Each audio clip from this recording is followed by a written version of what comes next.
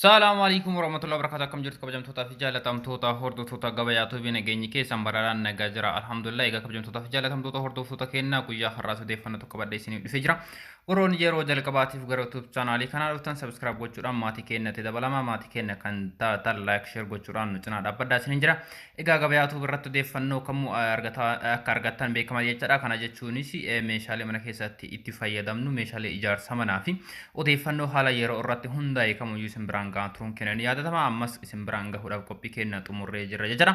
Guyyaa har'aa odeeffannoon isin biraan gahuuf deemu meeshaalee ijaarsa manaa gatiin isaa yeroo kana maal fakkaata kan jedhudha jechuudha. Keessattuyyuu namoonni hedduun koomentii jalatti meeshaaleen ijaarsa manaa gatiin isaa maal fakkaata keessattuu qorqorroon gatiin isaa dabalee jiraachuu isaatiin wal qabate. Namoonni baay'een gaafataa turtan jechuudha. Kanaaf gaafii keessan caqasuudhaan guyyaa har'aa deebii waan isiniif ta'a jedhee qabadhee isiniif dhufee jira. Hamma xumura qophii keenyaatti nu wajjin turaan affeerraa kenna qophii kana qopheessan biraan kan ga'u an Ibraahim Buriiti.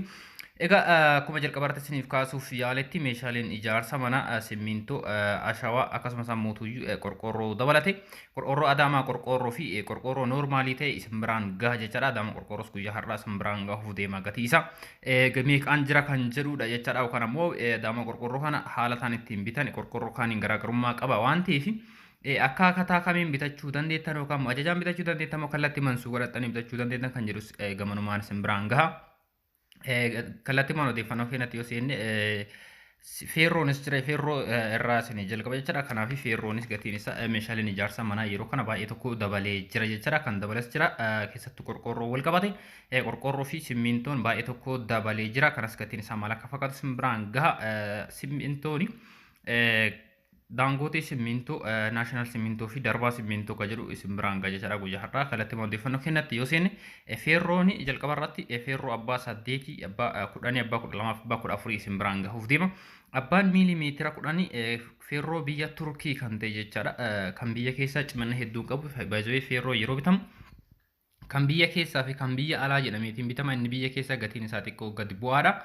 Haa ta'u malee cimina isaa irratti feerroo biyya alaa yookaan ammoo feerroo biyya Turkii yoo bitattan yookaan ammoo isaan yoo jaarattan baay'ee tokko filatamaadha jechuudha.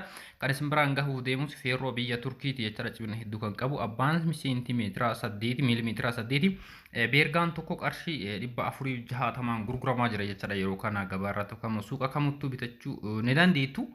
Baay'ee biyya keenya keessatti bakka hedduutti faca'ee gurgurama jechuudha. Qarshii 480 beergaa tokko yookaan immoo meetira 12 bitachuu ni dandeettan jechuudha. Ittaan suudhaan abbaan miilimeetira 10 qarshii 720 gurguramaa jira. Abbaan miilimeetira 12 qarshii 1000 fi 30 gurguramaa jira jechuudha beergaan tokko. Isumaan wal qabate abbaan miilimeetira 14 qarshii 1400 fi birrii 10 gurguramaa jira jechuudha. Abbaan 16 jira, abbaan 20 jira, abbaan 24 jira. Isiniif irra caalatti kan itti fayyadamuu dandeettan abbaa 8 abbaa 10 abbaa 12 fi darbee abbaa 10tti kan fayyadamtanidha jechuudha. Isarraa kan hafe abbaan 16 abbaa 20 fi abbaa 24 isiniif fayyadamu yookaan immoo wantoota akka dildilaa fi manneen G+3 amma 4tti kan itti fayyadamudha jechuudha. Kanaaf isa beekuun isin barbaachisa ta'e abbaan 16 qarshii 1840 abbaan 20 qarshii 2870 yoo ta'u abbaan miilimeetira 24 qarshii 4135 jechuudha. Egaa kana akkuma beektaniif malee abbaa 14tti olitti kan itti fayyadamtanii miti jechuudha.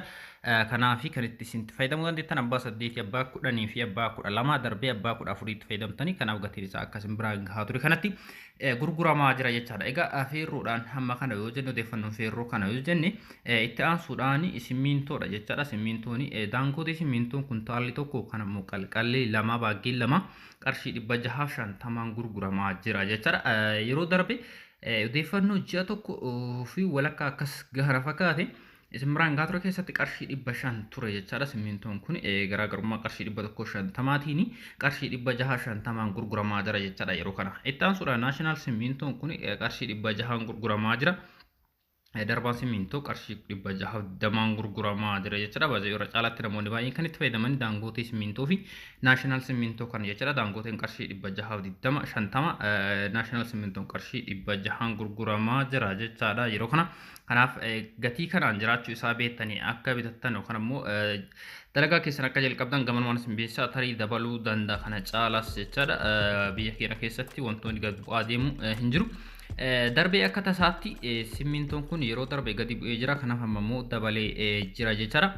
Isaan kana yoo jenne qorqorroo normaalii kan ta'e jechaadha. Daama qorqorroo osoo hin taane qorqorroo isa kaanii sadarkaa tokkoffaa lammaffaa fi sadaffaa jira jechaadha. Abbaa fardaa Busham jedhamee ittiin kan gurguramutu jira.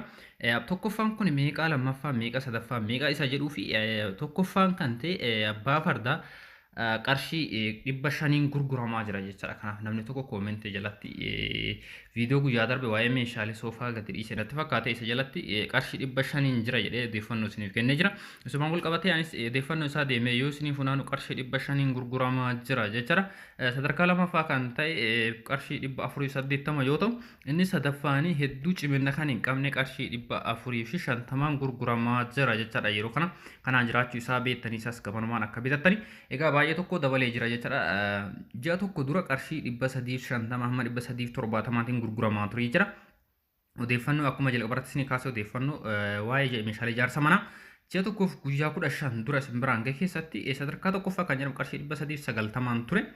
Amma immoo qarshii 500 gahee jira jechaadha. Garaagarummaa qarshii 120 yookaan immoo 110 uumee jira jechaadha. Kunis ammoo baay'ee tokko dabaluu isaa agarsiisa jechaadha.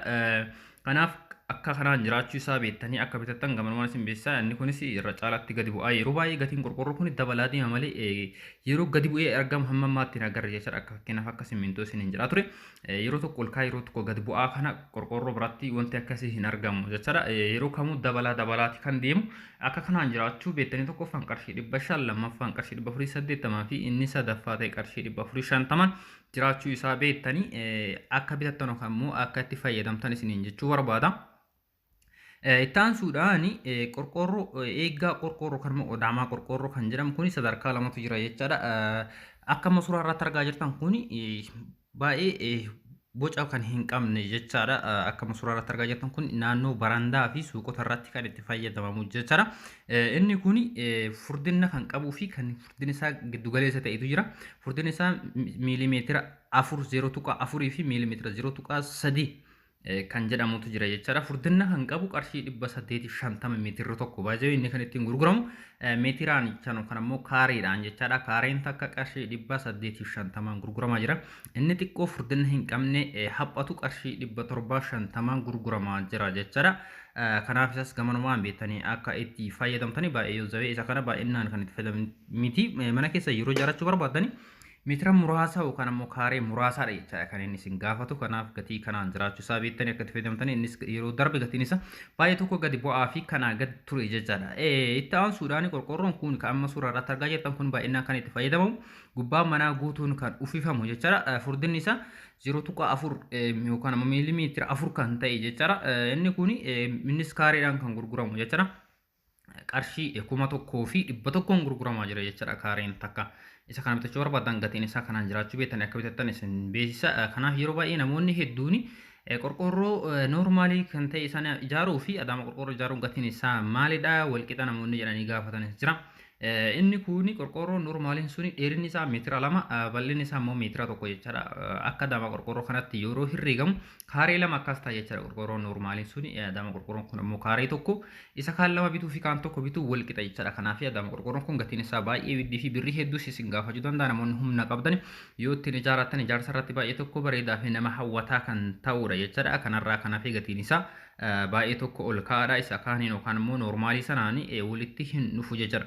Egaa inni gatiin isaa kana yoo jenne adaama qorqorroo kana bitachuudhaaf haalli isaa baay'ee tokko rakkisaa yookaan ammoo dafee isin bira gahuu dhabuu danda'a jechuudha. Naannoo tokko tokkotti bulii 15 keessatti kan isin bira gahuutu jira galmaaniitiin eeggatanii. Irra caalatti magaalaa gurguddaa keessatti guyyaa 2 hamma torbee tokkotti argachuu dandeettani. Akka isa kaanii yookaan immoo akka meeshaalee kaawwanii suuqaa dhattanii al takkatti bitattanii bahuu hin dandeettan jechuudha. Guyyaa 2 hamma torbee tokkoo jidduutti argachuu ni dandeettan jechuudha. Kanaaf namoonni bitattanii ajajattaniiti amma guyyaa kanaa soo ture obsaan eeggachuu akka qabdanidha jechuudha. Inni kun waanuma baratame bitachuu irratti waan baratame waan ta'eef guyyaa 2 irraa kaasee hamma guyyaa 7 yookaan immoo naannoo bulii 15 naannoo itti gahuutu jira jechuudha. Kanaafi gatiin isaa kan fakkaatan meeshaaleen ijaarsa yeroo kana gatiin isaa dabaluu wal qabatee odeeffannoon isaa kan hanga ammaa simbiraan gahaa ture kana jechuudha. Waan nama xumuraatti wajjin turtaniif galatoomaa galanni keessan dachaadha irra deebuudhaan warroonni yeroo jalqabaatiif gara YouTube chaanaalii kanaatan subscribe gochuudhaan maatii keenya dabalama.